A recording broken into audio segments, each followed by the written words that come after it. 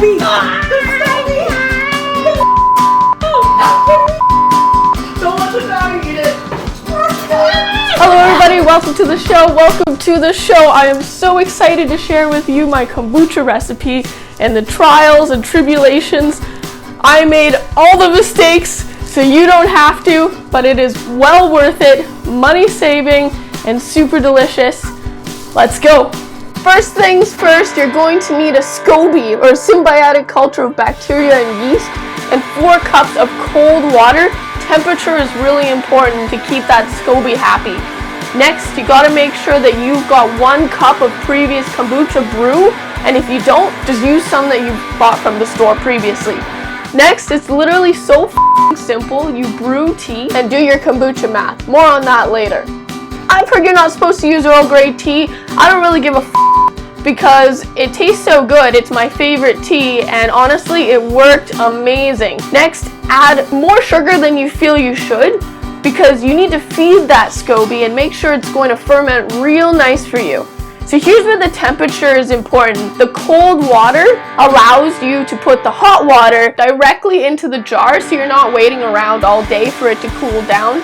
You do not want to make that SCOBY unhappy temperature-wise because it will die, even though that motherfucker is so ugly.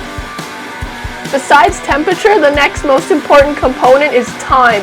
Come back 1 week later, strain out that SCOBY, take good care of that guy, not like I did, dropping it on the counter or the floor, and at this point, taste your brew right before you bottle it. There's so much black stuff in it.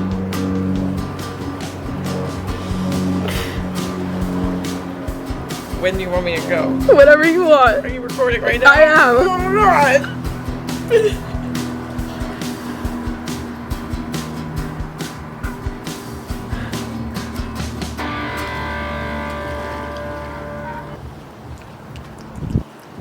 Actually, that's really good. Yes! Yay, success! It tastes like sweet tea. Yep. Okay. Okay. This is not. I would really could go with the little black bits floating in the cup that look like buns, but that's okay.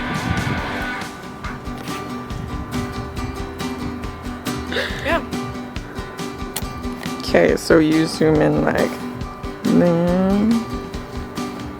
It's actually really nice. Smells good, it tastes good. I used Earl Grey tea.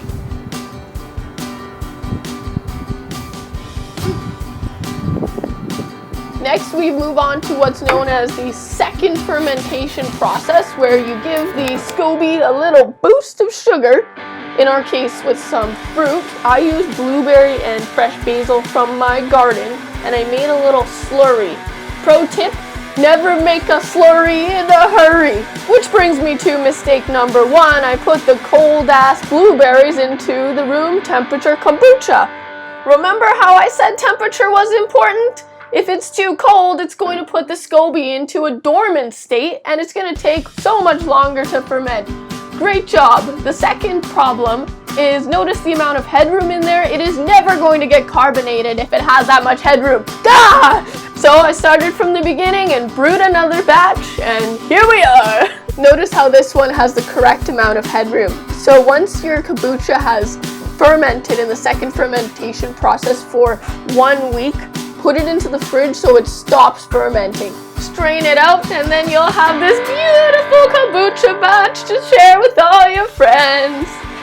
Don't drink wine. It's like, but I kind of want to be one of those people that drink wine while, eating a nice dinner because it just seems really classy.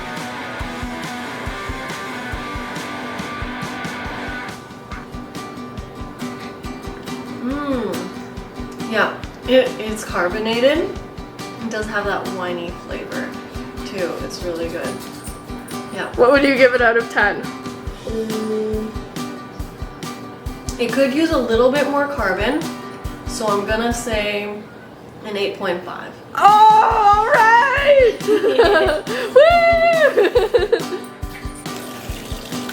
Oh, it's so Wow, this is the first time I'm ever touching one of these. How would you describe it? It's like gooey, It's got a good thickness to it, surprisingly good. It doesn't actually break apart. Yeah. Almost like thicker than a blood clot for sure. And while Alyssa was over, we brewed yet another batch, putting it into second fermentation. Actually, the best bottles to use are the ones from the store from previous kombucha batches. So that's what we did. And we used the correct amount of headroom, which is about 2 fingers. And these babies are so carbonated. Okay, we have bottled our kombucha with the help of Alyssa Macer. Hello. So much fun. Oh wait, you want your full name in it? Let's do that No, again. that's fine. That's fine. Oh, okay. I'm famous. It's all good. I'll be famous. Awesome. Okay, so these babies gotta sit on the counter for up to 7 days.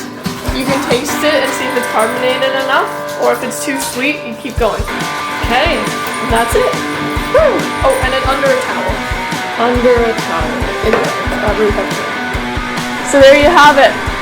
Give it a try. Get some SCOBY from your neighbors.